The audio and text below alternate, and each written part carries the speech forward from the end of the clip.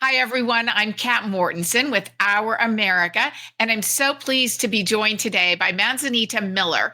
Manzanita is a policy analyst who wrote a piece recently for Americans for Limited Government, looking at some of the key groups of voters that at Our America we are very focused on, which is young people, Black voters, and Hispanic voters.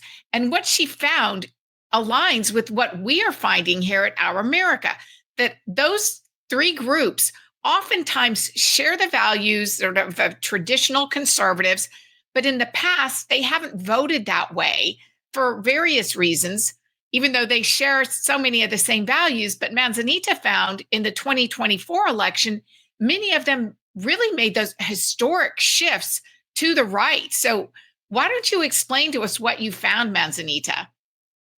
Yeah, so originally I was looking at young people as a voter group, and I just saw, such massive shifts among young people. That's actually something I've been following for maybe 6 or 7 years right now, because after President Trump's first election, we were able to see a decline in youth identity for Democrats compared to where Obama was at. And since then, it's just declined further each election. And so, what I noticed when looking at young people as a whole was that there's an outsized number of Hispanic and Black young people that are a huge part of that shift. So, the story of young people shifting toward the right is also correlated with Hispanic and Black voters shifting toward the right. So, they're not, separate stories, they're intermingled. Actually, I really appreciate what you're pointing out because that is true. I just recently spoke with a young Latina activist, and she stated what I think we all know is true, that Latinas skew younger than Yeah. other groups in the country. So that would make sense that you're seeing that shift that overlaps with the Latinas and the youth vote. Exactly. Yeah.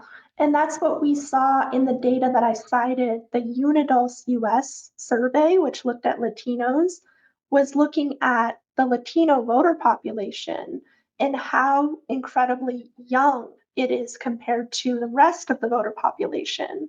And they looked at Latinos and called them new voters if they had not voted prior to 2016, and they found that almost 40% of the electorate in 2024 were voters who had not participated before 2016. So they were largely a new electorate. So, what would you say? How should conservatives sort of use this data moving forward? Do we need to be reaching out to these younger groups or the minority groups? What do you think is what can we take away from this? I would say that reaching out to them is important. I would say that top line, what's important for just the right in general is to acknowledge that it's not a lost cause, because there's been a lot of fear mongering rhetoric that young people are solidly left wing because of a few cherry picked examples on Twitter that show something radical. And so the first thing I would say is don't look at young people or minorities, especially young minorities, as a lost cause. That's the top line. And then beneath that is sort of the approach of messaging. I would argue that what we were talking about just before, about a lot of young people not necessarily considering themselves Republican, that's important because they do tend to agree with a lot of conservative policies when just put in front of them. But a lot of them have, some hesitation with the identity of saying they're a Republican or a conservative. That might shift over time, but I would argue that focusing less on, broadcasting this identity to them would be important, and more focusing on issues, and then, eventually it's tied to a certain platform and ideology, but approach it from the issue standpoint.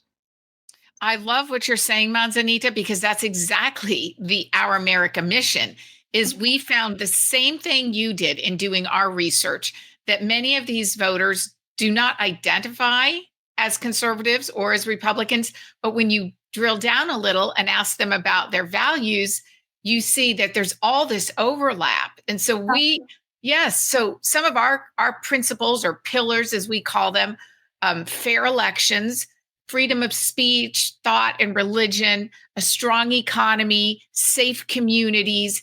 These are things that we know these Yes. voters, right, value. The American dream is huge with a lot of the Latino and the Black voters. And so Yeah. that's, yeah, kind of the space that we work in. I love that. I mean, it sounds like you guys are really focused on, I would call them overlooked groups. And what's so interesting is like, if you look at demographic changes, over time, these groups are going to become proportionally more and more important. They're going to be the future of the country, especially young people. That's just inevitable. And so I think it's incredible that you guys are reaching out to these groups and focusing on the issues that you have in common rather than trying to like label them and say, oh, by the way, you're a conservative or you're a Republican. Just come together around issues that we can hopefully most of us agree on. That's the way it should be done. They can find my work at dailytorch.com and they can find the work of other incredible people that I work with that are researching political issues and just coming at it from a conservative lens and an America First lens. So, yeah. Now, is there anything that you would like to add before we close out that I haven't asked you about, Manzanita? Um, I think that sums it up. I think that the most important thing is just for people to understand if you've been in the conservative movement for a while, not to write off these groups. And if you are a young person or you are a minority, don't feel like you're alone because honestly, the data supports that you're not alone. That in fact, you're probably at the beginning of what's only going to increase. So you're starting it. Well, Wonderful. thank you so much, Manzanita. I Yeah, appreciate your encouraging message to kind of yeah. bolster what we're doing here and reinforce the idea that we are, there is so much that we have in common with Yes. these voters. I Yes. love that. Thank you. I appreciate it. Thank you, Manzanita Miller with the Daily Torch for Americans for Limited Government. Yes. Thank you. Thank you. Bye.